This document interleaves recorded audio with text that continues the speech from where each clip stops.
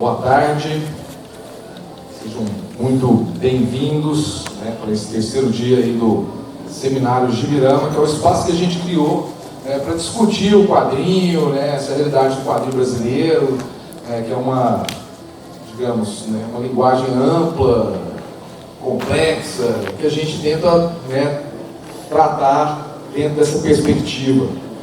E hoje nós temos aqui um time do mais alto gabarito para discutir possíveis diálogos entre a arte contemporânea e quadrinhos, Então a gente está aqui com Fábio Zimbres, figura emblemática, de um quadrinho experimental brasileiro, lá do Rio Grande do Sul. Apesar do Fábio ser de muitos lugares, eu nunca sei se é de São Paulo. Ninguém sabe. Eu acho que é de outro planeta, mas aí... E aí, o Fábio Zimbres, uma longa trajetória aí dedicado à experimentação dentro, no campo dos quadrinhos. Tem o Lucas Guerri, que é de Brasília, autor das incríveis Quadradinhas, que é um trabalho sui generis, eu acho, assim, dentro do quadrinho brasileiro. Fora isso, o Lucas também é artista plástico, tem toda uma inserção dentro desse panorama, somente ali no DF. Estamos aqui com o grande Eloar Guazelli, que vocês já viram quem é, Nem vai apresentar, né? Vamos apresentar um pouquinho. Vamos, pula. O Guazelli é uma das figuras também emblemáticas do quadrinho, especialista em adaptações, tem um traço único que a gente adora. E tem projetos também, O Guazelli é uma espécie de um inventor, assim, que está sempre criando umas maluquices, assim. De repente ele cisma de fazer uma cidade, e isso já tem algumas décadas, e ele vai explicar esse projeto para vocês, o tamanho que está, tá certo? Então a gente está com esses três caras que são, para mim, super representativos desse quadrinho, digamos, mais experimental, autoral, e que busca diálogos com outras linguagens, principalmente aí com as artes plásticas, com as artes gráficas. E para mediar o papo, também, a gente precisa de um cara gabaritado para isso, o meu amigo aqui, o doutor Ciro Inácio Marcondes, uma extensa produção aí acadêmica na área de quadrinhos, um dos críticos mais respeitados do Brasil, o editor-chefe, o comandante em chefe das forças revolucionárias da Raio Laser Quadrinhos Amém, o site esse do qual eu humildemente, mas muito orgulhosamente faço parte. Então o Ciro está aí para tocar esse papo, O Ciro, que é especialista em cinema, em quadrinhos, em arte, vai pilotar essa conversa. Então, obrigado a todos, uma salva de palmas para eles. E a palavra está contigo, Cirão. Beleza, bom, tá funcionando aqui. Valeu, Márcio. Bom, primeiro estou muito feliz aqui por poder ter a oportunidade de mediar esse debate com esses três artistas aqui, que são realmente, para quem não os conhece, estão realmente entre os artistas que estão à frente, na experimentação e especialmente em um projeto de expandir o quadrinho para uma outra fronteira, O quadrinho ele deixa de ser quadrinho em alguma instância, o que é muito interessante, as histórias em quadrinhos, e elas acabam desaguando em outras mídias, em outras formas de comunicação e expressão, e isso resulta em fenômenos estéticos e de uma beleza incrível que eu recomendo muito. A gente vai conversar com o Zimbres, o Guerri, o Guazelli, e vai ver como que funciona o universo. Vai ser uma conversa breve, mas vamos tentar extrair um pouquinho aí do universo particular de cada um desses artistas, especialmente nessa interface entre a arte contemporânea e quadrinhos, que eu acho que é um debate muito difícil, que a gente vai tentar não tornar tão sisudo, acadêmico e denso. A gente pode tentar encontrar outras vias de conversar sobre isso, porque Arte contemporânea, né? É um termo extremamente espinhoso, difícil de definir, é uma coisa que está sendo pelo menos há uns 50 anos aí tentando ser definido o que é o contemporâneo, né? Tem até um famoso livro do Giorgio Agamben, né, que é um filósofo italiano, e ele tenta definir o que é o contemporâneo. Para ele, o contemporâneo é aquele que tem consciência das trevas que estão mergulhadas, o estado do ser contemporâneo em qualquer época, aquele que tem a consciência do desastre do contemporâneo, né? Então, de certa forma, eu acho que de debater o contemporâneo agora não deixa de, a gente não deixa de tentar ter uma consciência também dos desafios a enfrentar que são próprios da contemporaneidade, né? Então eu vou lançar perguntas para os três, assim, mas aí eles vão, né, alternando e tal, para a gente discutir essa questão.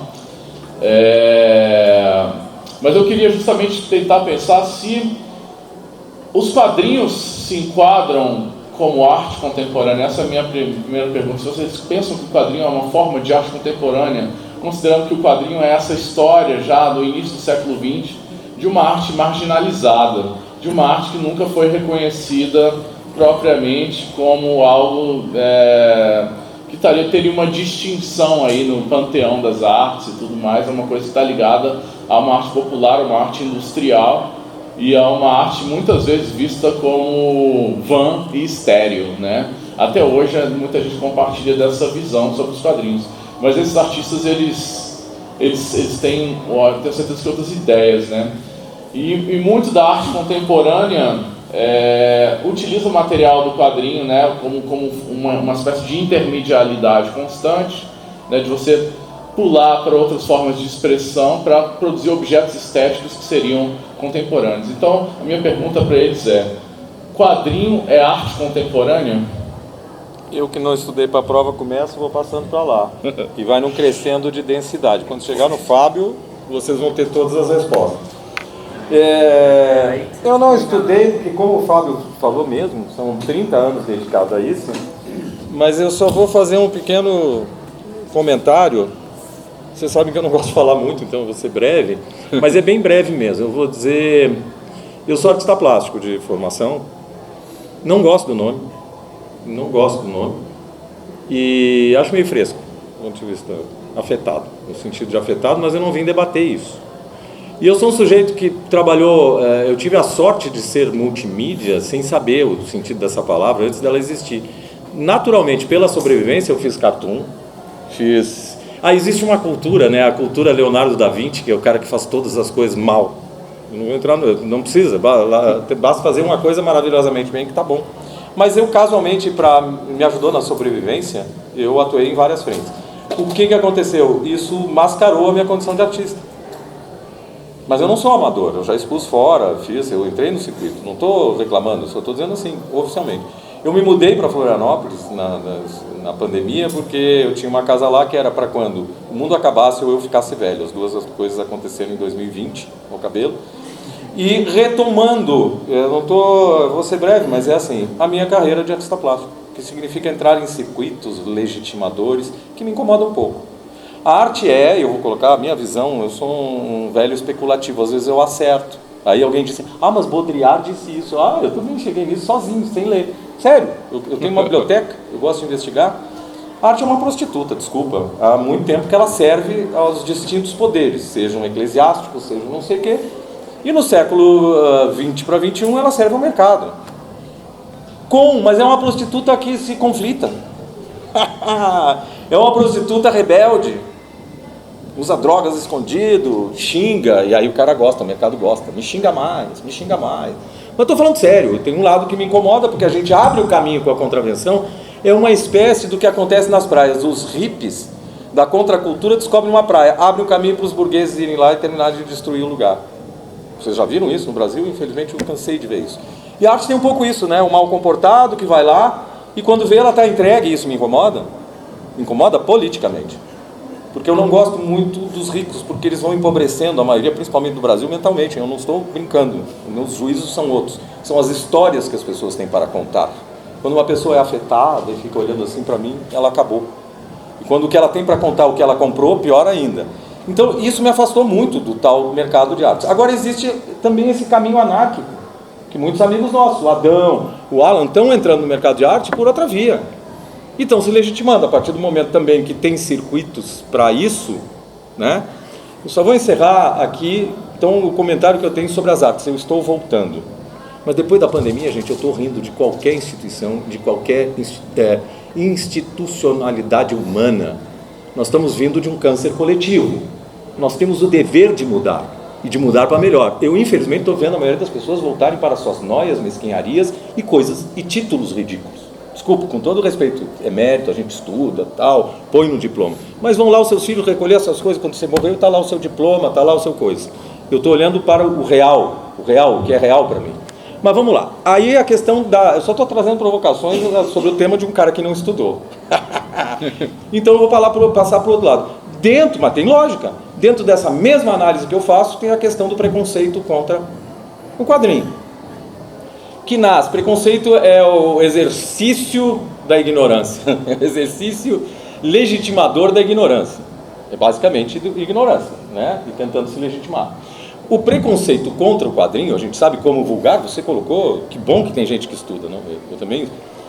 Primeiro que é de uma canalice, porque a literatura é vulgar, o cinema é vulgar, eu não vou julgar, o quadrinho é julgado pelo Chuck Norris. O cinema não é julgado pelo Chuck Norris, que, diga-se de passagem, eu gosto. Tem um filme dele que ele contracena com um urso, que é maravilhoso. O urso dá um show, né? Mas o quadrinho parece que ele é julgado pelo Chuck Norris. Quando, e depois mais tarde eu vou falar, uma das cenas mais impressionantes que eu li em toda a minha vida, eu leio Dostoiévski, para mim um Deus supremo, está no Maus, quando ele pergunta para o protagonista, os pais foram sobreviventes de Auschwitz, e ele pergunta para o analista, o terapeuta, sei lá, o psiquiatra, que é sobrevivente de Auschwitz, ele pergunta, como era lá, no campo de concentração, de extermínio. E aí é genial, o silêncio no quadrinho são várias imagens paradas, né? O cara fica parado, de repente o cara faz assim, bum! E ele dá um pulo, e o cara diz, era assim o tempo todo. Isso é de uma profundidade, de um horror inigualável. Sabe por quê? Na maior parte dos campos de concentração, se você transasse com guarda, se você fizesse alguma humilhação, um favorzinho, você tinha alguma chance. Em Auschwitz, não. O cara acordava, escovava os dentes, passava por você, pum, dava um tiro e seguia adiante. Muito bem faziam os russos quando tiravam os alemães do esgoto e davam um tiro na nuca. Sou contra a pena de morte, mas a execução revolucionária vale. Então, é de uma profundidade, e você minimizar, e aí eu vou dizer para vocês, encerrando, cuidado com o preconceito fofo. Porque as artes têm um problema grave, as artes plásticas, que é essa arrogância. A pintura se sente diminuída porque não sei o quê. Gente, cada um tem o seu lugar, façam terapia. Façam terapia. Há uma dificuldade. Outra, né? Na Grécia, lá atrás, a pintura não era nada. Não era as mais nobres. Então, o tempo passa, não existia o autor. Aí o autor surge na Renascença. E agora é só o autor, né? Vira só assinatura. Eu fiz uma pesquisa sobre assinatura. Então, eu só peço cuidado com o preconceito fofo, porque as artes plásticas como um conjunto deveriam fazer terapia, o planeta devia fazer terapia. E assim, só para, bem fechando, cuidado com o preconceito fofo, que é o pior de todos, porque eu sou da animação também. Ai, é legal, é bonitinho, mas agora vamos falar de algo importante. Esse é o preconceito fofo, hein? É dos mais nojentos, porque ele não se declara, ele só diminui o valor daquela coisa, tá? E eu estou dizendo isso com toda a tranquilidade de alguém que vive uma época, maravilhoso isso que você falou do cara, que é o contemporâneo, é uma espécie de lucidez. Uma espécie de lucidez, é aquele cara que sente a dor e o desastre. Nós estamos conversando aqui, preocupados com uma exposição, com uma eleição local, e acima de tudo, fazem 6 meses que a palavra guerra nuclear tem sido falada com muita frequência. Aliás, coisa anunciada pelos quadrinhos, né? O mundo virou uma história em quadrinhos. Você sabe que quando uma palavra começa a ser repetida, o assunto está ficando bem ruim, que não quero estragar o sábado de ninguém, pelo contrário, vivam intensamente. Vivam intensamente. Então, essa lucidez e essa contemporaneidade como lucidez está nos quadrinhos. Coloca os quadrinhos, sim, como arte, e das mais pulsantes como arte contemporânea. Até que para um cara que não estudou, eu falei bem. Vamos passar adiante? Vamos lá. Desculpa. Valeu, Guazelli. Só filmado? Meu Deus. Eu não vou conseguir superar isso. Eles estudaram, mais velho. sucinto, mas o Guazelli concluiu então aqui no final que sim, né? Ele trouxe concluiu com essa afirmativa se dirigindo à questão do Ciro, né? E eu acho que faz sentido, é interessante essa perspectiva, inclusive, mas eu queria chamar a atenção para como às vezes não. Ótimo. Eu acho que uma das questões que tem sido super importante para mim, para minha pesquisa dentro dos quadrinhos, é justamente essa falta de definição, essa falta de ambientes formais para os estudos dos quadrinhos, especialmente no Brasil, ainda é super escasso, apesar de que aumentou aí nos últimos anos e cada vez mais a gente tem mais espaço para reflexões aprofundadas em ambientes acadêmicos, mais ou menos formais e tal. Os quadrinhos ainda são um campo muito pouco definido e diferente de linguagens aqui, né, metaforicamente, usando aqui o termo linguagens como a pintura ou a literatura, já são coisas super desgastadas e consolidadas e, enfim, de muito mais tempo de existência e de muito consolidadas há muito mais tempo, então a galera da literatura já está mais tranquila com tudo é literatura, nada é literatura, já derreteu um pouco a literatura. Os quadrinhos nunca se consolidaram tão bem assim. E uma das questões é justamente essa diferenciação. O que é quadrinhos? Como é importante, em algum momento, em algum ambiente, conseguir delimitar e entender que não, isso é quadrinhos. Quadrinhos são uma coisa específica. Porque quando a gente fala, quadrinhos estão... Né, muitas vezes eles caem nesse lugar do quadrinhos como um tipo de literatura, quadrinhos literários, o que eu acho que é um desserviço aos quadrinhos, acaba jogando os quadrinhos nesse lugar da subliteratura, quadrinhos é legal, porque daí a criança começa lendo quadrinhos e depois ela vai ler coisas de verdade, que eu acho que é uma grande falácia, assim, acho que tem quadrinhos mais ou menos profundos, literatura mais ou menos profunda e quadrinhos bons para crianças. Acho que ser feito para um público infantil, inclusive, não é necessariamente indicativo de que uma coisa seja menos profunda e interessante do que uma coisa que é feita para adultos, sabe? Mas eu acho que a questão, para mim, então, do diálogo entre quadrinhos e arte contemporânea está justamente nesse tensionamento aí, assim, porque eu mesmo... Agora, apesar de agora eu estar num momento onde eu tenho muito mais pensado sobre como entender os quadrinhos, como consolidar os quadrinhos nesse ambiente próprio deles, assim, entender que quadrinhos são uma coisa em si, não é literatura, não é cinema, não é ilustração, não é nada disso, é a sua própria coisa. Acho que é importante. Ao mesmo tempo, eu entendo que tudo é mais ou menos a mesma coisa, né? Então, assim, inclusive... Esse é um tópico que pode ser interessante também, que é nos esforços aí, nos estudos sobre quadrinhos ao longo das últimas décadas, bastantes décadas até, sempre se cai nesse lugar, a definição de quadrinhos, como definir quadrinhos, são todas meio imprecisas, todas dão um pouco de margem pra gente encaixar outras coisas, né? Justaposição, sequências e tal, então qual é a diferença, né? Quando eu faço um monte de desenhos numa página e proponho uma sequência, e quando eu faço uma exposição de desenhos numa galeria, que é o ambiente da arte contemporânea e tal, e é uma sequência de desenhos na ordem, dentro de quadros, inclusive, e tal, de que forma isso também não é quadrinhos, ou não pode ser, né? Não pode ser lido como, né? Eu acho que tem alguns projetos atuais que tem falado bastante sobre isso. Na época da revista Samba, a gente fez uma publicação que chama Novo, que é uma antologia onde a gente buscou exatamente encontrar trabalhos que tivessem nessa área cinza, nesse território, coisas que às vezes... Então tem um trabalho, por exemplo, que são umas colagens de um artista lá de Brasília, que produziu as colagens dentro do trabalho dele de arte contemporânea. Mas elas são umas colagens que são sempre repetem umas imagens, e tem sempre 2 quadros, 3 quadros e tal, e a gente trouxe e falou, cara, isso aqui é super quadrinhos. E aí trouxe para dentro da publicação de quadrinhos e colocou esse olhar em cima. Então acho que também a leitura, o olhar de quem está se relacionando com a coisa transforma, né? Quando às vezes você faz o autor, ainda é uma grande instituição, uma força. Mas o leitor, muitas vezes, é quem define essas questões, né? Então, não adianta nada, eu estou me propondo aqui a super arte contemporânea, de repente tu vem e olha e fala, cara, isso aqui é quadrinhos. E aí? É quadrinhos, na hora que você lê aquilo como quadrinhos. Quadrinhos. Acho que essa é a minha contribuição aí sobre o tema. Excelente. Vamos ver os Imbres. Então, o que eu penso a respeito dessa relação é que eu acho que quadrinhos cumprem funções que a arte cumpre. Na história da humanidade, quadrinhos que são produzidos hoje em dia, ou mesmo no começo do século XX, cumprem o papel que a arte cumpre, que é de iluminar as pessoas, que é de explorar temas, de desencavar coisas que estão escondidas, de reelaborar a linguagem. Então, para mim, nunca houve dúvida de que quadrinhos é um tipo de arte. E se você analisa a história da arte no total, quadrinhos tem um pedaço com o que foi produzido.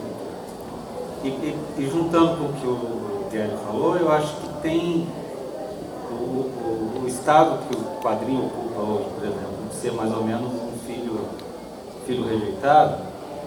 A gente fica mais ou menos num limite onde as pessoas quase não enxergam a gente. Isso, por um lado, libera a gente para fazer o que a gente quiser, sabe? A gente assim, somos rebeldes lá que os caras não estão nem olhando, e a gente está destruindo tudo e fazendo de tudo, e os caras não se deram conta ainda do que está acontecendo. Eu acho que essa liberdade, nos quadrinhos, é uma coisa que mais me atrai, assim. Porque não existe um peso, não existe o colecionador, o papel do mercado. Você está realmente solto para virar a coisa de cabeça para baixo e revirar de novo. Você não tem limite nesse meio. Você realmente pode fazer o que bem entender. E não é que a gente vai ficar na nossa bolha, no nosso nicho. Essas coisas acabam apontando e chegando nas pessoas e furando os meios. Atravessando entre o nicho dos quadrinhos, o nicho das artes e tal. Mas existe mesmo um certo desprezo, assim, seria o mainstream,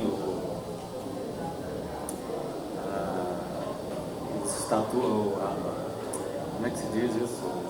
Essas agências legitimadoras deixam o quadrinho de lado e não engloba o que está sendo produzido numa coisa de arte contemporânea. Mas a minha tendência é falar, bom, problema deles. Legal, Zimbres. Isso me lembrou uma fala do Gilberto Hernandes, né, do Love and Rockets, que ele foi entrevistado. Eles falam essa coisa, né, porque o quadrinho deles foi um do que, né, que trouxe assumia-se um caráter literário muito no Love and Rockets por conta das histórias de Palomar, comparava-se com literatura latino-americana, etc., né?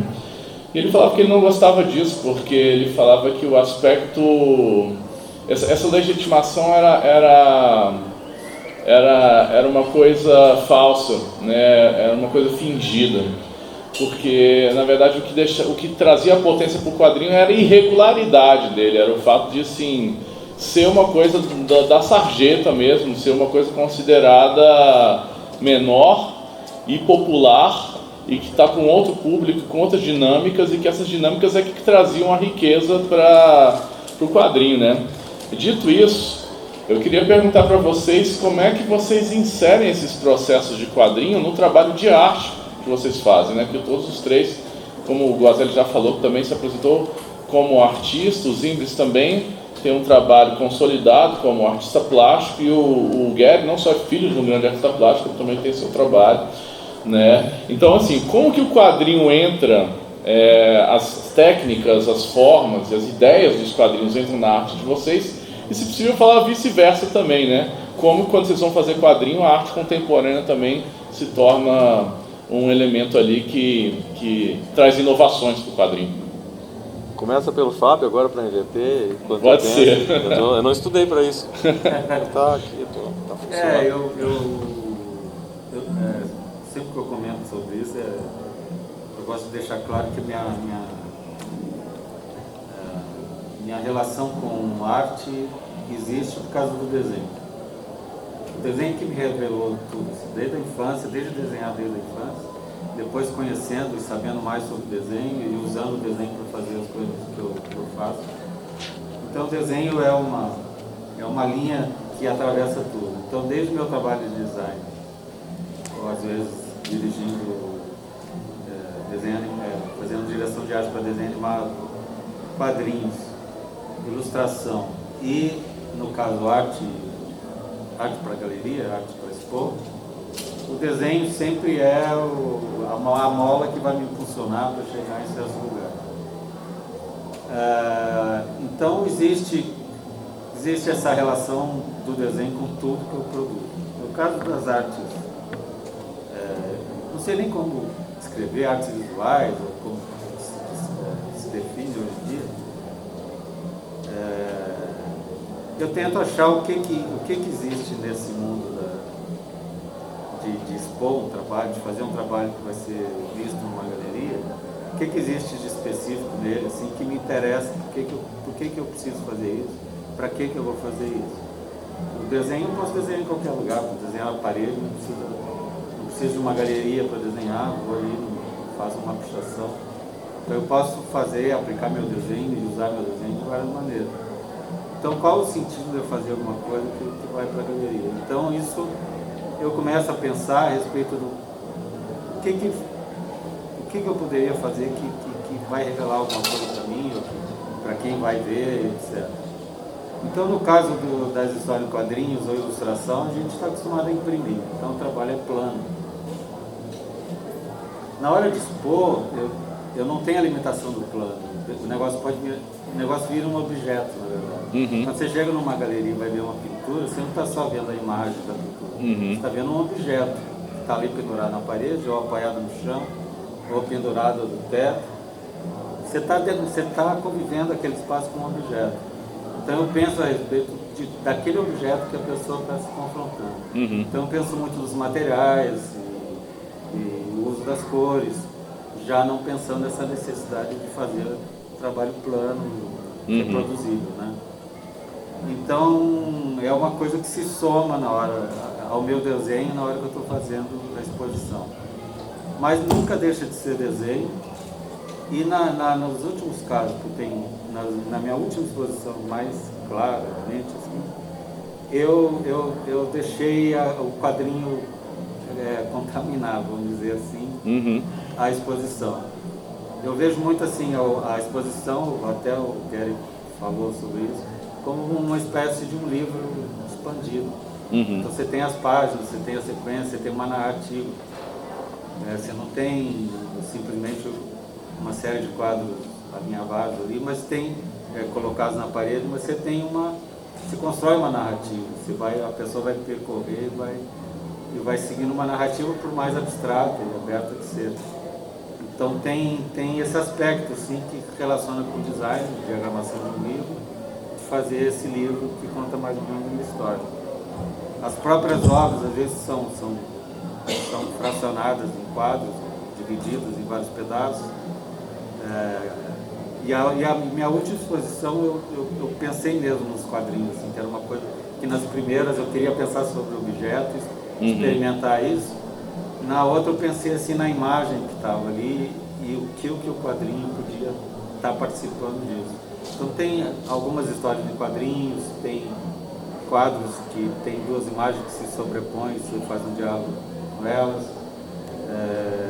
E tem o percurso que você vai ver obras grandes, pequenas que vão se relacionando, obra grande e pequena juntos, formando um conjunto e depois. Então são coisas que eu tenho usado e pensado na hora de produzir para esse tipo de exposição, para fazer esse tipo de trabalho. Seu uso não foi bem consciente, então? É consciente, é bem assim. Tanto no começo, quando eu queria dividir, meus trabalhos não vão ter nada com quadrinho, na hora de fazer uma exposição, quanto agora, com essa vontade de juntar, é um desejo consciente mesmo, de trabalhar as linguagens. Hoje seria legal se a gente tivesse tido uns slides, né, para ficar vendo o material do pessoal. Eu queria, não vou reclamar porque o pessoal está dando alimentação, o hotel é lá. bom. Eu falei e depois me tiram para louco. Vamos prosseguir. É apenas um reparo, querido Márcio. Vamos lá, Lucas. Eu acho que esse ponto que o Zinho tocou do desenho, acho que talvez seja a principal relação, assim, né? Porque o desenho, ele ele atravessa, né, essas linguagens e os processos, inclusive tem a ver com o tópico anterior que a gente estava falando. O desenho, ele é uma coisa que está super presente em todas as produções artísticas, mesmo para o pessoal da pintura ou de outras linguagens. O desenho acaba que ele é sempre parte do processo, assim. E, na verdade, nesses sistemas de mercado, de arte, o desenho, normalmente, ele é mais difícil, né? Assim, as galerias, elas querem pintura, elas querem umas coisas, né? Mas o desenho, ele fica meio nesse lugar de menor, assim, um pouco, né? Ou só do processo e tal. E eu acho que, muitas vezes, quem tem essa relação, quem está nesse lugar de trabalhar com artes plásticas e com quadrinhos e tal, são pessoas que estão trabalhando o desenho.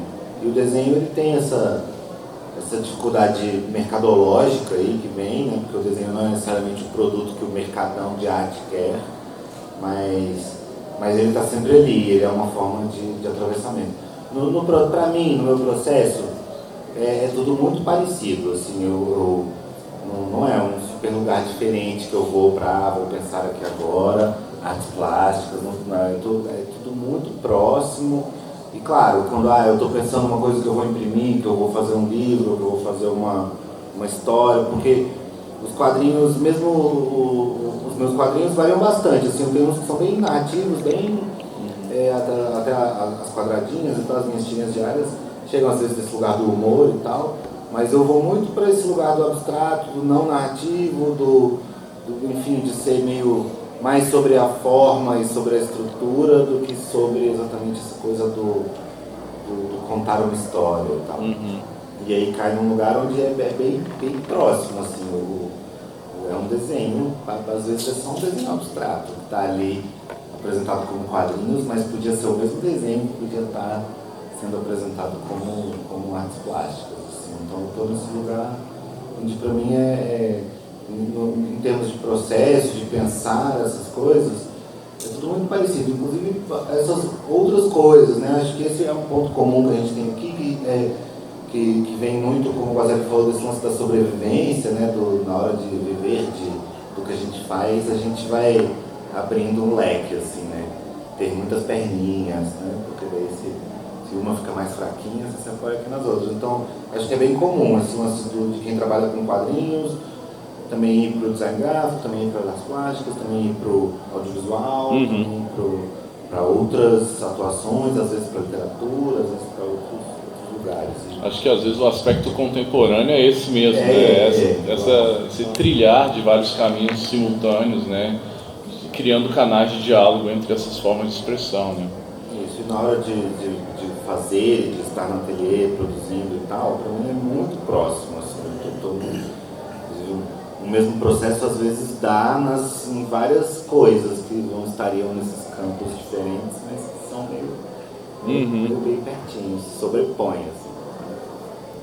Legal, é interessante saber que mesmo nas mídias diferentes, os processos, o que passa dentro da sua cabeça, eles estão meio que funcionando da mesma maneira, de certa forma, né? Sem necessariamente diferenciar, compartimentar as artes, né? Diferenciar, né?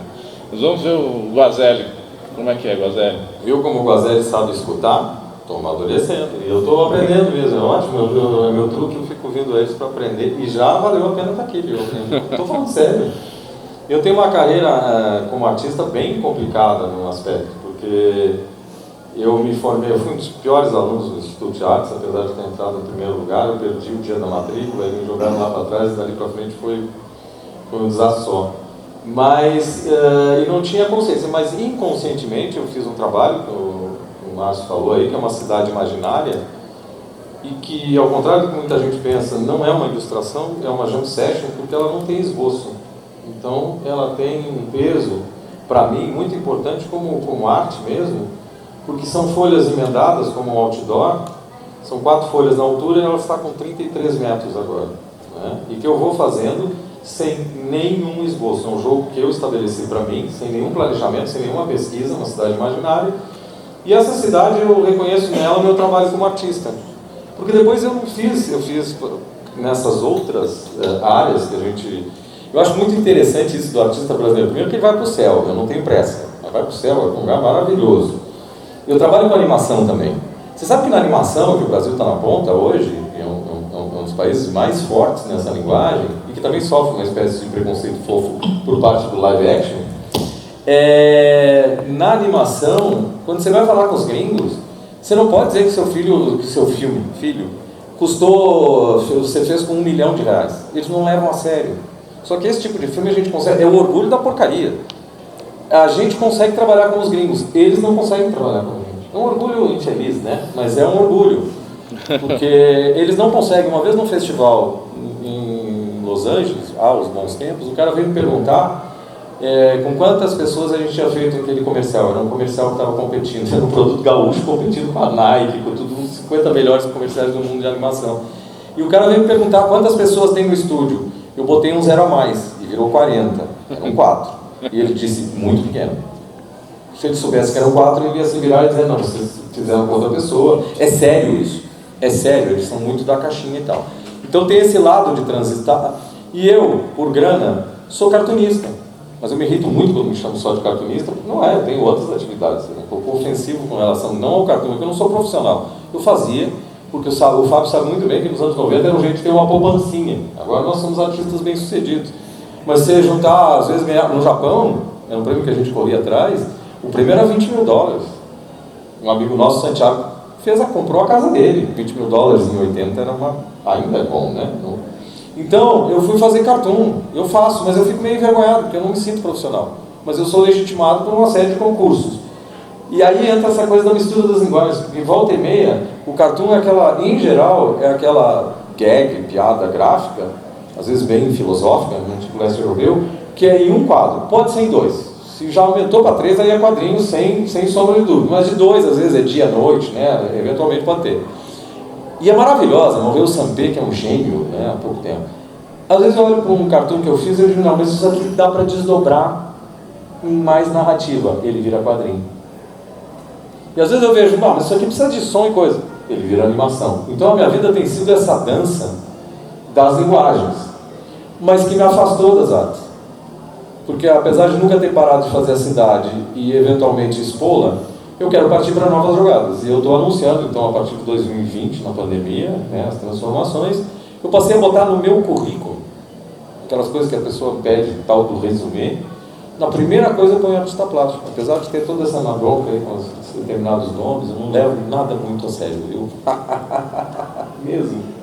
E assim eu boto artista plástico, porque eu estou reposicionando. E vou fazer uma exposição em Porto Alegre, agora no dia 21 de novembro, e que tem muito a ver aí, assim, com essa questão da linguagem, porque, como eu não bato bem da bola, que vocês estão vendo, eu copiei à mão, de sites no mundo inteiro, capas de jornal, são 150 capas durante a pandemia.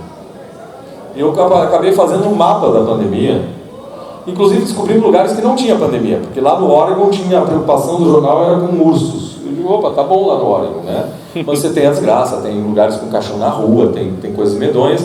Tem a morte do Aldir Blanc, tem quando todo mundo estava pasmo com 80 mil mortos, copiadas à mão, cada capa. E foi evoluindo como linguagem, porque nada como trabalhar, né, em cima. Então está muito mais plástico, adorei o que o Fábio falou também, do negócio eu estava ouvindo, vou fazer a exposição, eu digo, olha, vou pegar essas ideias.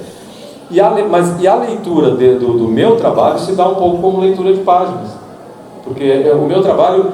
Ele a cidade é uma espécie de outdoor gigante, e esse novo trabalho, eu vou fazer em Lambda, até a exposição, vou fazer, e vão ser 130, 140 ou 150 capas, que as pessoas vão olhar em sequência. Uhum. E quando você olha em sequência, eu expus agora com o BASA, que é um grupo muito legal, que articula vários núcleos de artistas, são 5 núcleos, e a gente fez uma exposição em São Paulo, ou seja, já estou voltando para o meu lugar. E essa exposição eu botei 2. O nome é muito fresco mesmo, chama Front Page, que é o site que eu tirei a coisa, mas Front Page é a manchete, a capa. Talvez eu ache um melhor. Porque eu estou atualizando com a guerra da Ucrânia. Eu não sou a favor do Putin, mas as canalices que se diz sobre a Ucrânia, do ponto de vista midiático, o Zelensky tem um monte de dinheiro no Panama Papers. É um canalha, mas de primeiríssimo, do nível, ele é mais baixo nível. Mas, o que eu queria dizer é que é nojento, e a partir do momento que eu coloco isso no Meu trabalho é muito político. Eu até quero, depois de encerrar essa parte, falar das minhas entranhas. Mas eu tenho 2 filhos, eu fico preocupado, né? Fico bastante preocupado. E claro que eu não vou mudar nada, mas pelo menos meus filhos vão olhar meu trabalho e vão dizer: meu pai não é um Zé Ruela. Com todo respeito, se tem um Zé Ruela aqui na plateia, meu nome é José Ruela Souza. Perdão, isso é uma forma de dizer. Eu botei 2 capas, mas o trabalho perdeu potência. Meu trabalho tem potência nessa leitura de muitas. Eu botei 2, mas essas 2 estão dialogando uma com a outra. Eu acabei usando. Que é uma capa da Ucrânia, é uma mulher frágil, carregando um bebê nos colos, guerra é uma coisa horrorosa, e dizendo: desastre na Ucrânia. Pois bem, a guerra da Ucrânia é horrorosa, mas ela é a Disney perto do que fizeram no Iraque. Vou repetir. Eu vou em qualquer lugar repetir, é a Disney, porque o Putin sabe que os ucranianos são russos. Agora ele vai baixar o rodo e vai fazer a guerra de verdade. O que os norte-americanos fizeram no Iraque, malditos iraquianos, é inominável. Tenho filhos, 200 mil mortos. E sabe a capa do primeiro dia da guerra no Iraque? Eu botei a primeira dia da guerra da Ucrânia, é horror sobre a Ucrânia, uma pobre mulher carregando um filhinho machucado. É uma soldada americana, e assim: quando mamãe vai à guerra. É repugnante. Quando mamãe vai à guerra. Não há uma capa trazendo a dor da guerra dos iraquianos, exaltando o militarismo. Não há democracia no Ocidente. Não há democracia no Ocidente. Tomem nota, quem manda são os bancos. E eu não gosto de banco. Qualquer foro público que eu tiver, eu vou falar a primeira coisa: eu vivo uma ditadura bancária. Parem de falar de chinês do escambau. Ditadura bancária. Não sei de vocês aí, mas todo fim de mês eu tenho que pagar, e muito, para bancos. E a gente fica comovido porque a Fernanda Montenegro faz propaganda para o Bradesco. Pelo amor de Deus, tem um banco patrocinando aqui, eu sempre falo essas coisas. Mas eu só quero dizer que é repugnante a capa. É repugnante a capa. E quando você tem 2 capas, já vou encerrar, não fugir do tema. Eu entendi que nós vivemos num universo de mentiras muito bem estruturadas, onde a grande imprensa liberal americana é financiada por empresas que fazem armas, com nome de história em quadrinho. A Raytheon é quem paga o New York Times. Raytheon. Vamos falar de liberdade de imprensa, pelo amor de Deus, mas não quero estragar o dia de vocês, tem coisas muito boas, vem vindo aí o Natal, mas eu quero dizer assim, a leitura do meu trabalho é uma leitura, agora não é uma coisa que eu penso, também entro aqui, está meio nas entranhas, muito legal que você falou, que é realmente esse troço que a gente, é bom, essa viração nossa, está na hora de parar, viu? Está na hora de a gente ganhar um bom dinheiro agora, relaxar um pouco, já nos transformou em gigantes, né? Eu já enchi o saco, cansei de ser herói, né? Mas ela nos formou de uma forma, nos formou dessa maneira que é muito, e que é das artes contemporâneas mesmo, essa coisa que vai pegando de cada um, né? Então, quem vê amanhã, por exemplo, fazendo propaganda, eu vou exibir imagens desse, venham amanhã, almocem com calma, e depois venham e tragam pessoas. Amanhã, nosso debate será que o Guazelli estará aqui novamente para falar sobre adaptações. É um debate interessante também, que eu também estarei mediando aqui, né? Mas, bom, interessante esses métodos, né? E eu acho que os temas, eles acabam... Acho que o contemporâneo, ele acaba emergindo nessa... A gente estava conversando sobre essa tragédia do contemporâneo, essa autoconsciência do ser contemporâneo sobre os tempos terríveis que o contemporâneo tem que viver. Eu acho que essa fala do Guazelli tem tudo a ver com isso que a gente estava vendo aqui. Eu queria fazer uma pergunta individual para cada um agora, assim, no sentido de tentar focar mais especificamente o trabalho de cada um, né? E geralmente a arte contemporânea, como o Zimbres falou, ela foca muito às vezes na materialidade do objeto, né? Assim, ou seja, você não está tentando focar num conteúdo. Obviamente o conteúdo ele está atrelado necessariamente a uma materialidade, a uma existência de um objeto de arte, que ele está lá, ele precisa ser tocado, pensado, sentido, etc., né? E ele tem uma história de quadrinhos que se tornou antológica, né, o Zimbres, chamada Música para Antropomorfos, que foi feita junto com o Márcio Júnior, né, e com a banda Mechanics, que eu particularmente considero um dos grandes feitos da história do quadrinho brasileiro. E é justamente, eu acho que eu queria perguntar para ele como que que ele acha que tem de contemporâneo, justamente nesse quadrinho, assim, que já tem quantos anos já? Mais de 10 anos, né? 2005? 2005, eu já não sei tem. se é 2005. Eu não sei. Direito, 7. Acho que é 7 ou 8, ou não sei. Mas assim, já tem alguns anos que o Música para um Antropomorfo foi lançado, foi recentemente relançado pela Zarabatana, né? E é um quadrinho que é uma espécie de trilha sonora, é uma trilha visual para um disco da banda Mechanics, e ao mesmo tempo o disco da banda Mechanics é uma trilha sonora para a banda visual, vamos dizer assim, que é as ilustrações dos quadrinhos dos livros, né? Então eu queria saber como que ele pensa que esse quadrinho ele está de acordo com o que se pensa contemporaneamente sobre o quadrinho ainda, se ele ainda está apontando direções, e se quiser falar sobre o processo também de composição desse quadrinho. Acho que está funcionando. Vamos lá. Bom, eu não sei se eu consigo te responder direito, porque eu não tenho uma noção muito clara do que é exatamente contemporâneo. Mas ninguém tem, a gente está tentando lançar algumas lanternas aqui. Não, mas eu realmente eu não tenho. Eu entendo mais, eu poderia falar mais do processo, de repente, como você apontou. E de repente, no processo, a gente conectar com outras coisas que podem levar a essa ideia de que aquele trabalho faz parte da arte contemporânea, do que exatamente porque eu não tenho uma ideia muito cristalizada a respeito disso. Mas no caso, o processo desse livro para mim foi muito importante, no sentido de que se ele não fosse estruturado da maneira que eu desenvolvi ele, eu não faria de jeito nenhum. Porque ele partiu de um diálogo, mas aí não um diálogo metafórico que a gente estava comentando, mas um diálogo realmente entre eu e o Márcio, entre o que ele estava fazendo com música e o que eu estava querendo fazer com desenho. E ele foi construído aos poucos, e à medida que eu desenhava e criava, eu estava improvisando também, eu não tinha um roteiro super estabelecido. Essa é uma questão assim para mim também. Se você vai fazer, por exemplo, um gibi, o graphic novel Maurício de Souza, tem que ter um roteiro anterior. Isso para mim é uma coisa que me mata. Sabe? Você já pensou todo o livro antes, depois é só desenhar. O livro já está pensado na cabeça, está escrito, para que eu vou desenhar? Se ele já está todo criado. Então, na verdade, eu desenho e crio ao mesmo tempo. Se isso não está junto, se isso não está associado... Você acha que é uma coisa de dissociado, improvisação musical, assim, nesse método? Da música? Tem um pouco a ver com isso. Porque, inclusive, eu gosto de incorporar, seja em história em quadrinhos, seja...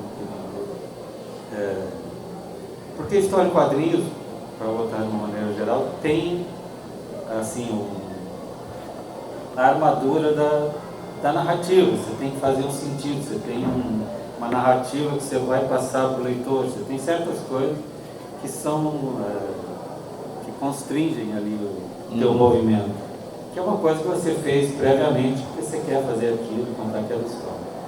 Mas dentro desse arcabouço que eu montei previamente, eu deixo espaço para, na medida que eu vou desenhando, eu poder inventar em cima disso. Por isso que eu me recuso a fazer um roteiro. No máximo eu faço uma sinopse, faço uns esbocinhos rápidos do que acontece na página, mas não tem nem o texto. E isso aconteceu muito com música, que eu sabia o que acontecia naquele capítulo, mas na hora que eu estava desenhando que eu criava o diálogo. Nunca existia um texto anterior. Só uma sinopse.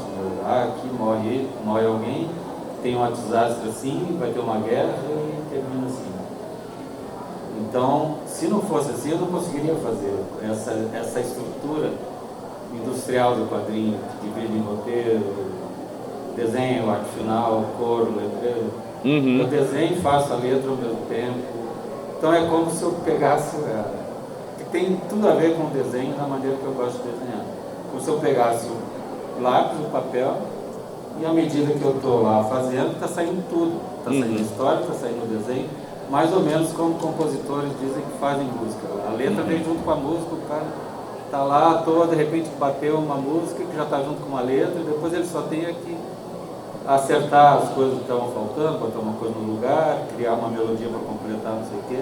Mas tem essa descrição assim, de que música popular, assim, as coisas às vezes vêm juntas, assim, música e letra. Então é um pouco assim, essa tentativa de fazer isso, porque eu acho que o resultado sai muito orgânico. Assim. O teu desenho está integrado com a história de uma maneira bem orgânica. Assim.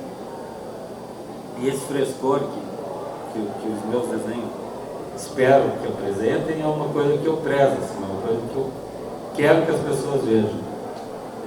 Eu faço questão que as pessoas sintam essa coisa de uma coisa que está nascendo na frente deles, assim, sabe?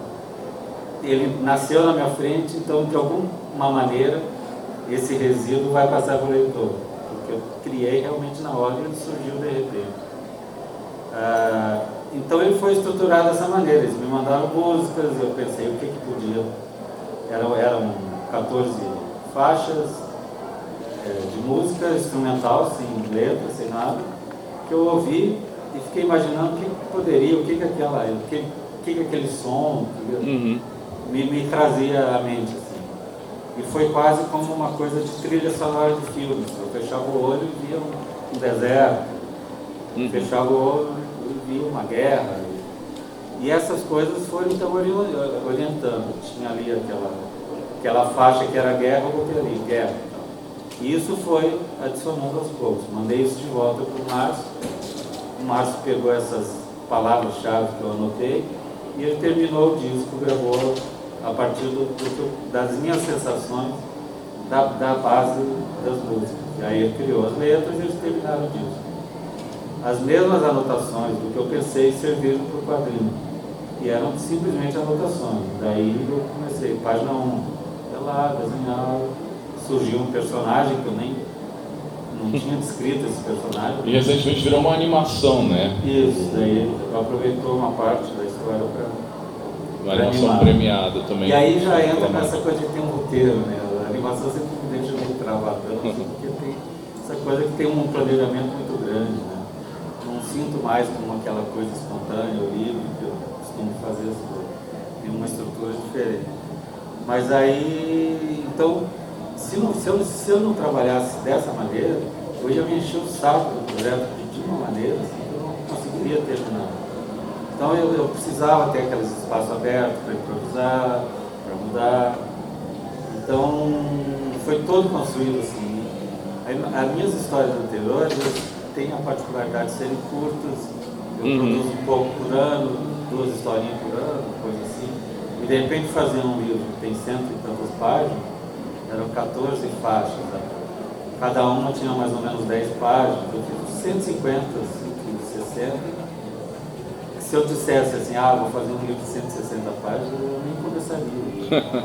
Mas o fato dele ter esse processo que eu pude ir levando, assim, e levou muito tempo, né? O Márcio, a partir do disco que ficou pronto, eles queriam lançar de qualquer jeito. E o livro estava pela metade, e ele ficava pressionando, o pessoal da banda quer brigar comigo, já quer lançar o disco, você está aí amarrando, não sei o que lá, mas aí no final deu certo, terminei a história.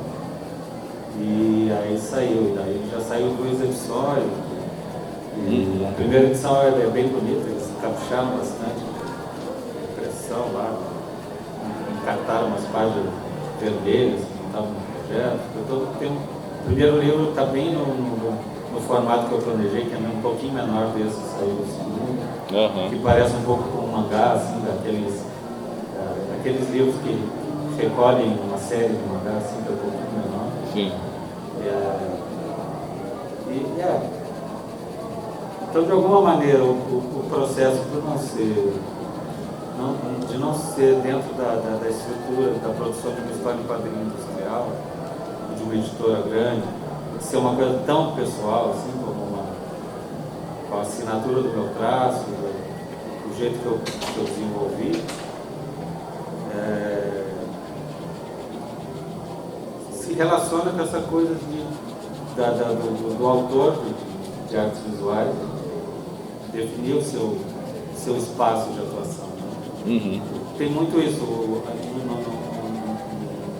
um artista dentro do limite, assim, do que é possível, ele estabelece um universo dele onde ele vai ter liberdade total, onde ele vai poder atuar sobre tudo que ele, toda aquela área que ele está querendo abarcar. Uhum. E o livro eu tratei dessa maneira, e todos os quadrinhos que eu faço, na verdade, eu atuo dessa maneira, assim. Eu quero explorar essa questão do tempo e como é que isso se desenvolve. Aí eu dentro disso eu tenho liberdade total, não tenho limitação, não tenho...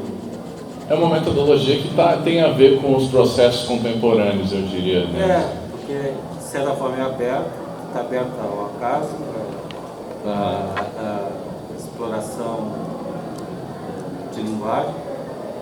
Muitas vezes você vai devagar a respeito de linguagem em quadrinhos mais de mercado, assim, não vai ter o leitor que vai ter o saco de acompanhar isso.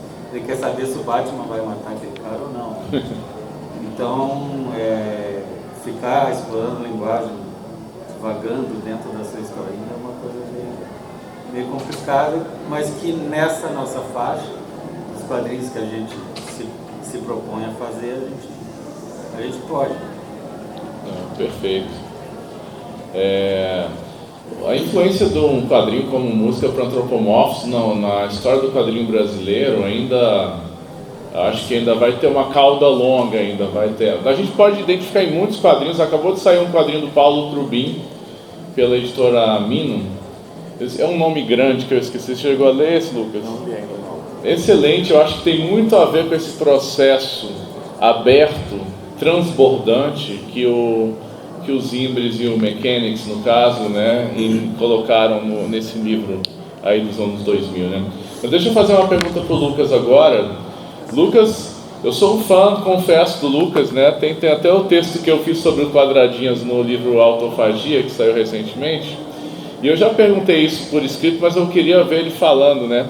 Porque as quadradinhas são um trabalho diário, né? Que tem milhares, literalmente milhares de quadradinhas que ele fez, né, que são às vezes com grids, né, ou grades fixas de 3x3 quadros, ou às vezes com algumas variações, né? E aí ele tem todo tipo de tema, de delicadeza, de observações sobre o mundo que são colocados nesses quadrinhos. Todo tipo de coisa aparece ali, tem de uma sensibilidade enorme. E eu sempre gosto de aproximar a ideia de uma poesia em quadrinhos quando eu leio os quadrinhos do Lucas, né? Assim, de como que você vai retratar figuras de linguagem, metonímias, metáforas, comparações, etc.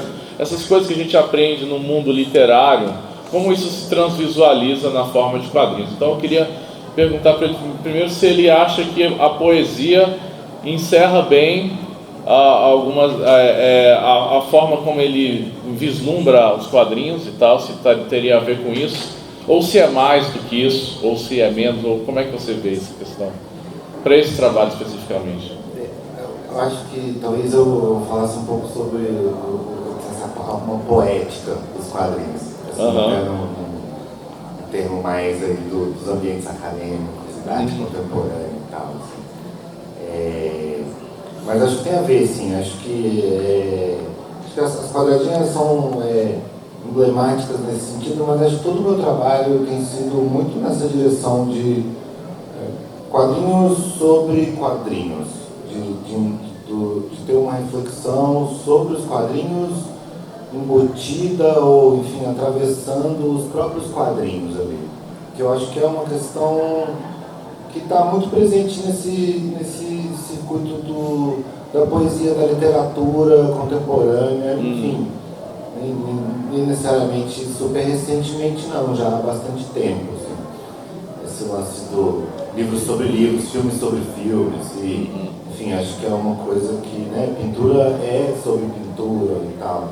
Então eu acho que tem esse lance, assim, de estar refletindo a própria coisa, o que é isso que eu estou fazendo aquilo, né, sem necessariamente produzir um texto crítico sobre quadrinhos, ou, né, dentro do próprio processo dos quadrinhos. E E as quadradinhas, como são esse projeto longo, né, são muitos anos já são mais de 10 anos que eu estou fazendo as quadradinhas. Nesse processo eu fiz 10, e depois eu fiz semanalmente durante uns 2 anos, e desde então eu tenho feito diariamente, de segunda a sexta, né? Diariamente de segunda a sexta. Você se dá o luxo de ter o fim de semana para descansar. O 7º dia para descansar. Mas é isso, são muitas, né? E acumulo muito, assim, são muito rápido, assim, passa. Inclusive eu tenho uma defasagem entre o que eu estou publicando no Instagram hoje e o que são as de 2020, né? Eu estou com 2 anos de folga entre as inéditas e as que estão saindo na internet hoje, assim. E, enfim, atualmente eu estou trabalhando nesse modelo de publicar para os apoiadores e tal. Mas e aí, no meu processo, esse lance de não ter um tema, de não ter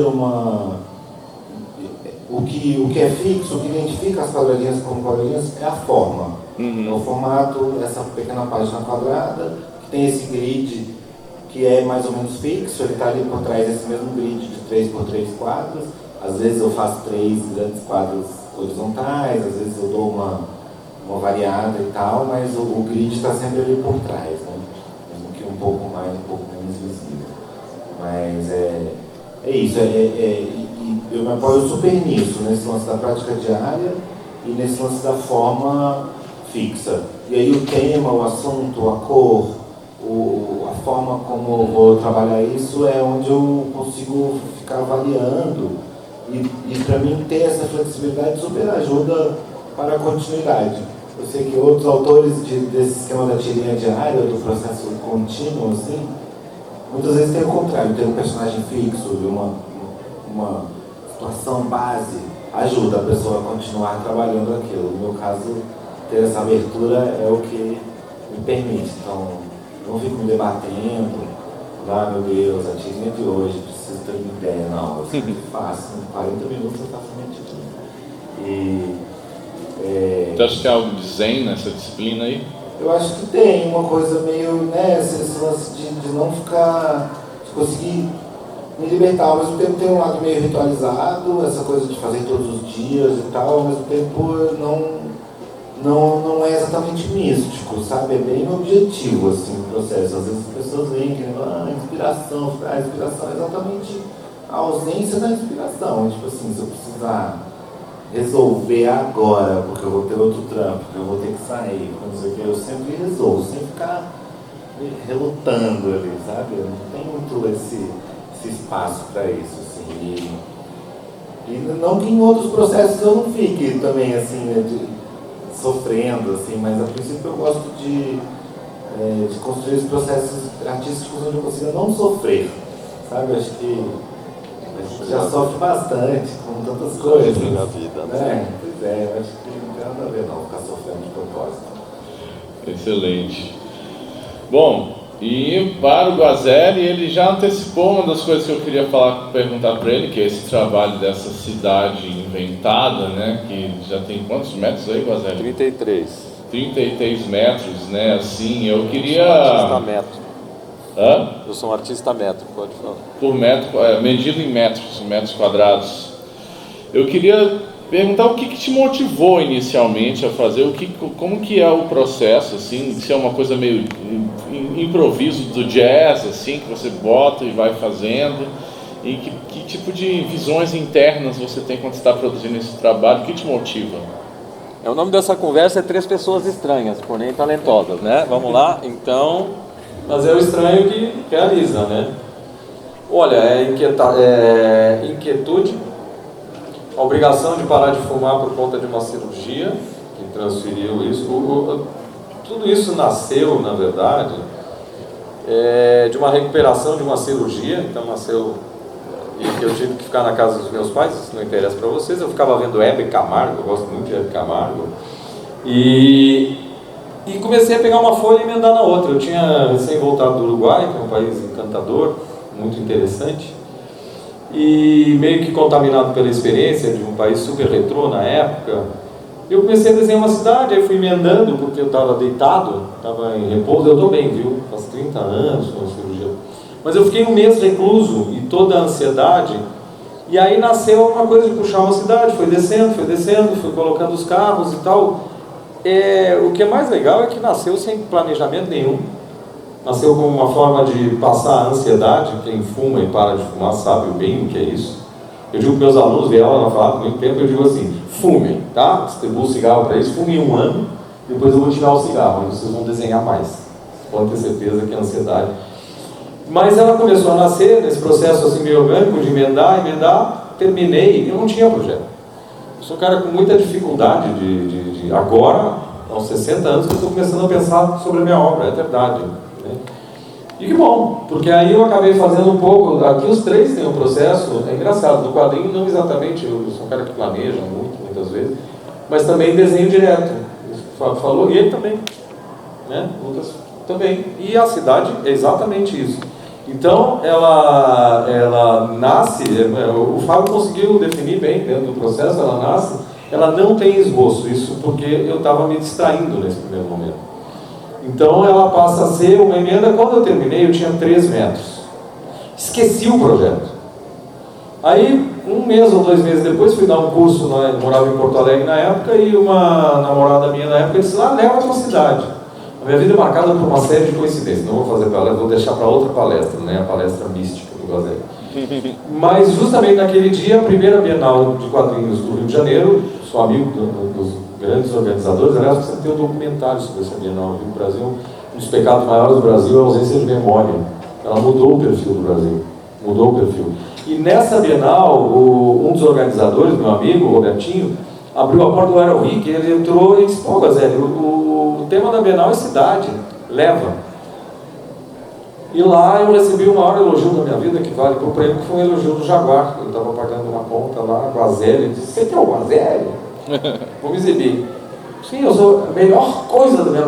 Pirou, saiu, me puxou pelo braço, me levou para ver o painel da cidade. E depois pegou um orelhão, história antiga, né, quando tem orelhão, e ligou para uma pessoa. É assim, ele disse, Milor? O gênio maior, né? Você tem que vir aqui ver a exposição do Guazelli. Eu digo, caralho, eu tô... Caraca, né? Eu digo, nossa. A partir dali eu comecei a fazer. E aí ela passou a ter um conteúdo de uma reflexão interna, mas que não é muita, viu? Eu deixo a coisa andar. Ela tem um conceito, ela começa numa vaca e termina numa vaca, que a minha ideia é do urbano e do rural, mesmo que depois daquela vaca, tipo São Paulo, que começa outro município, aquela vaca num pequeno terreno, ela para mim simboliza o limite da cidade. Eu estou em 33 metros, agora ela já tem uma coerência, eu estou fazendo uma enciclopédia dela. Então, nessa exposição tem homenagem para os índios, tem uma parede, eu faço bullying com os índios, sou mal educado com ele, mas eu faço homenagens. E as pessoas estão homenageadas numa parede lá, é uma loja. Eu dei uma loja para ti, não sei se sabe, uma livraria. E comecei a homenagear pessoas, e agora, na pandemia, que todo mundo enlouqueceu, eu que sou louco, fiquei pior, eu ganhei de presente de um amigo em Curitiba um livrão gigantesco desses brindes de empresa, maravilhoso. Um livro gigante mesmo, é metade dessa mesa. E eu comecei a fazer enciclopédia, onde eu vou contar algumas coisas, explicar algumas coisas. Então, no futuro, uma exposição dela, quando ela estiver pronta, vai ter essa enciclopédia contando lugares e tal. Criei um movimento de arte lá dentro. Ou seja, passou a adquirir uma outra dimensão. Mas todos aqui, resumindo, eu acho que é isso. Nós somos intuitivos. E o Fábio escreveu um texto magnífico sobre ele. Posso falar? E eu me lembro de bastante tempo atrás falando sobre esse trabalho e as maneiras que você poderia explorar ele, como fazer uma exposição e tal.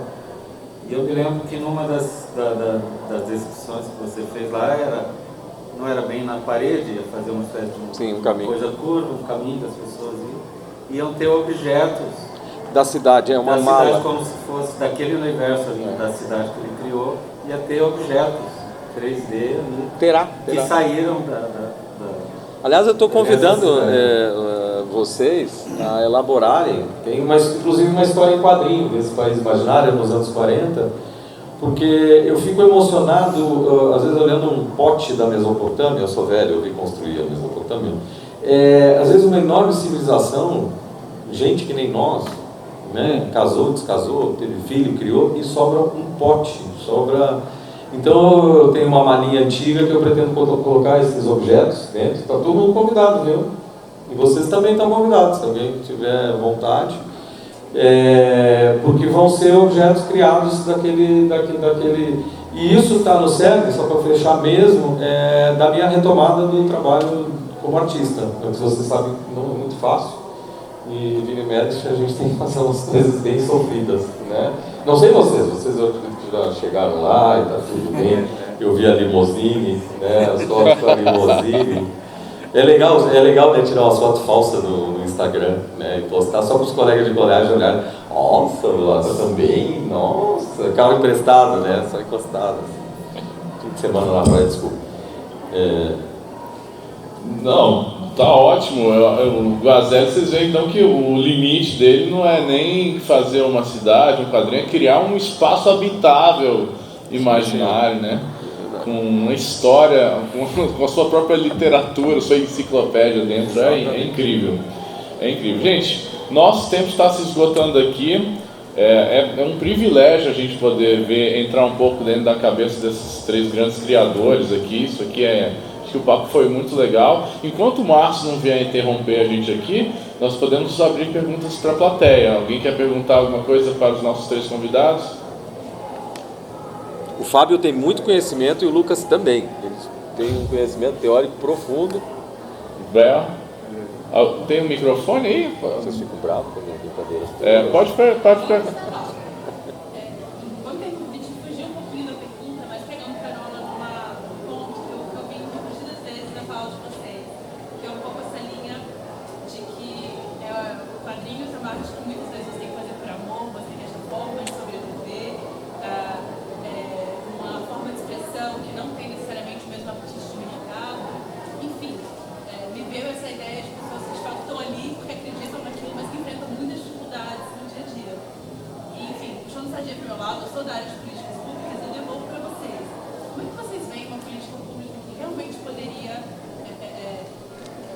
atuar nos fundamentos mesmo, né, do setor de quadrinhos e realmente elevar e ajudá-los a se estabelecer. E aí eu acho que vai desde a parte de formação, imagino, mas também de mercado, geração de emprego, enfim. Quando o Peia fala, né, de que isso não é algo que o mercado necessariamente quer tanto, já vem com o olhar privado. E eu queria puxar todo mundo, né, assim, qual é o papel potencial, né, real, talvez, de vocês como especialistas, qual é o papel do governo para fazer a área de história em quadrinhos vingar e atingir seu plano potencial? Vamos lá, alguém? Eu acho que não é muito diferente de outros ambientes de arte. Acho que quadrinhos é um lugar de recursos escassos e, por exemplo, tem poucos recursos de editais que são especificamente voltados para quadrinhos e tal, mas ao mesmo tempo, nos últimos anos tem crescido, pessoas conseguem acessar esse tipo de recursos públicos que não são necessariamente especificamente destinados a quadrinhos, não são destinados a eventos artísticos ou a publicações e tal, para fazer quadrinhos, né? Acho que essa é uma forma, eu acho que é uma coisa que todos compartilham. Eu acho que viver de quadrinhos é bastante difícil, mas assim, viver de teatro acho que é bastante difícil também, e acho que a gente pode desdobrar para todos. No Brasil, cinema, animação, não sei o que é pior, entendeu? Porque quadrinhos, pelo menos eu consigo sentar e fazer o meu quadrinho lá na minha mesa, entendeu? Porque cinema não dá. Então, assim, eu acho que, ou seja, não sei se existem umas demandas que sejam tão especificamente dos quadrinhos quanto da arte como um todo, sabe? Acho que o que a gente precisa é de mais recursos, mais interesse, mais trabalho de formação de leitores e público, a gente precisa de mais tudo o que nós temos é pouco e acho que é mais por isso. Posso falar uma coisinha? Eu vou falar de uma coisa que é um pouco complicada no começo, que é o tal do antes era o PNPR, depois o PNLD e essas coisas, que funcionou, eu acho que funcionou bem. Tinha gente preocupada porque isso ia dirigir o quadrinho, mas ele tinha algumas coisas que foram muito positivas, na minha opinião, a partir de 2007. Eu digo que isso passou a me dar renda.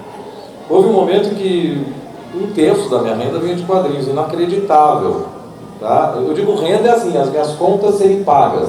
Porque eu adaptei. Amanhã eu vou falar sobre isso, se você puder ver. Eu sei que domingo é o dia sagrado, mas vai ficar registrado. Começaram a comprar Asterix. Eu não estou dizendo que é só, compraram Laerte. Então não estou falando assim, não era um projeto getulista, isso é importante, aquele dirigido, o quadrinho da pátria, da nação. Não. Ele tinha uma coisa virtuosa que era o seguinte: ele dirigiu um pouco as editoras bancavam os projetos, então teve uma inundação de Machado de Assis. Só que não chega a ser horrível. Tá? Então tinha uma inundação, mas eles eram escolhidos. E aí entra a questão da formação. Quanto melhor a formação de quem vai escolher, mas a partir do momento que, modéstia à parte, tem meu trabalho, tem o trabalho de muita gente boa, muito boa, incluindo estrangeiros, como o Asterix, estou dizendo de novo, e isso era distribuído nas escolas. E por primeira vez eu paguei a reforma da minha casa em Florianópolis com a escravizaura. Não dá para acreditar. Não são milhões, viu? Não entrem aqui e tal. Mas, olha, por primeira vez a gente ganhou, às vezes, num momento que um publicitário ganha. Nem acreditei. Eu digo, Lu, olha o que caiu aqui na conta, deve ser engano. Como é que faz para o banco não saber? Né? Não.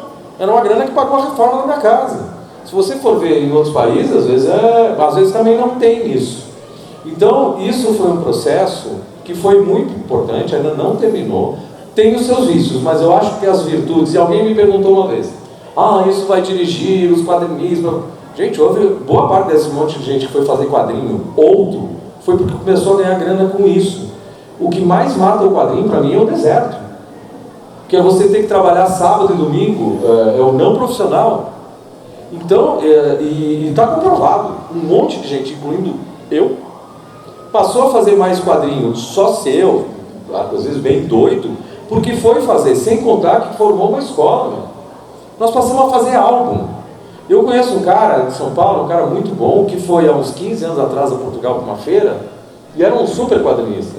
Não lembro o nome, eu não vou dizer. E aí os portugueses vieram perguntar os seus álbuns. Ele não tinha. O Brasil tinha grandes quadrinistas sem ter um álbum. É que nem um grande cineasta sem fazer longa. Tinha uma época, o computador viabilizou um monte. E os portugueses olhavam ele se sentiu super mal, porque parecia que ele era uma fraude.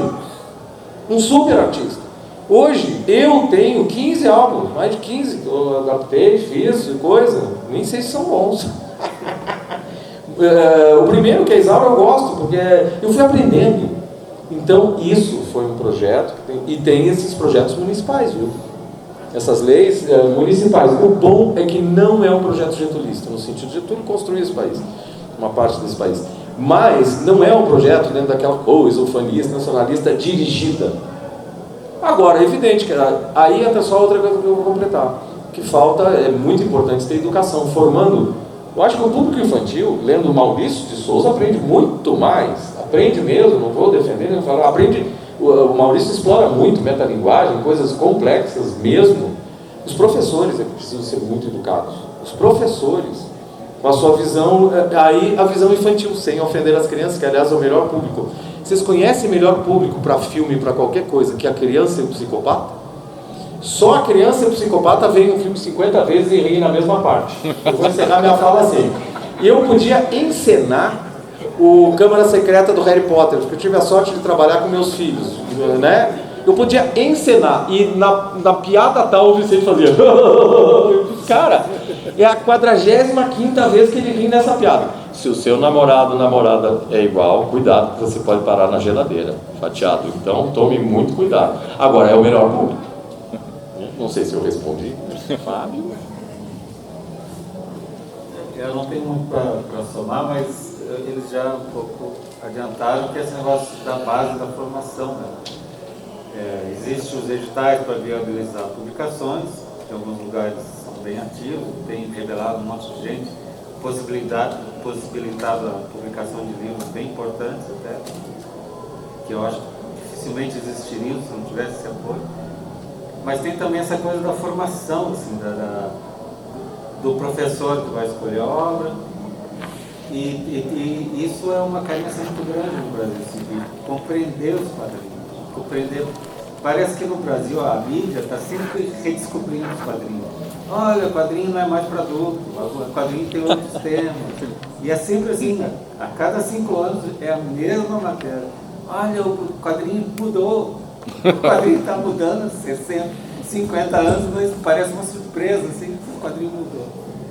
Então, eu acho que falta uma formação mesmo, do quadrinho entrar como currículo, dos professores entenderem o que é o quadrinho, a possibilidade que existe, né, para poder trabalhar dentro da escola, para poder saber escolher, para poder indicar. Então, isso não existe, realmente.